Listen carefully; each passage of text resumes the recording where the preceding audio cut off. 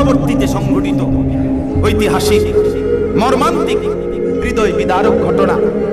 সাইয়্যিদুনা ইমাম হুসাইন রাদিয়াল্লাহু তাআলা আনহুর শাহাদাতের ঘটনা। ইমাম হুসাইন রাদিয়াল্লাহু তাআলা আনহু কোনোভাবেই রাষ্ট্র এবং খেলাফতের বিরোধিতায় কোন সংঘবদ্ধ দল কাফেলা বাহিনী নিয়ে যুদ্ধ করার জন্য, মোকাবেলা করার জন্য কুফা যায় নাই। কুফায় ওনার অনুসারী ভক্তদেরকে আমন্ত্রণে আল্লাহর উপরে ভরসা করে ওনার ইজতিহাদের ভিত্তিতে উনি গিয়েছেন। উনি প্রমাণ করেছেন যে আমি আমার ইজতিহাদের ভিত্তিতে কোরআন সুন্নাহর আলোকে আমি আমার জান দিয়েছি, কিন্তু আমি শেষ মিনিট পর্যন্ত অন্যায়ের কাছে আপোষ করি নাই।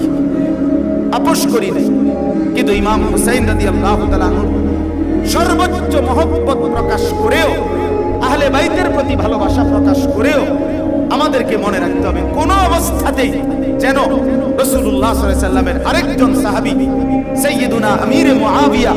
রাদিয়াল্লাহু তাআলা আনহু তার চরিত্রের উপরে কোন দাগ পড়ে, এরকম কোন আচরণ, এমন কোন শব্দ, ইতিহাসের বক্তব্যের আলোকে রাসূলুল্লাহর সাহাবীকে আঘাত করার কোন সুযোগ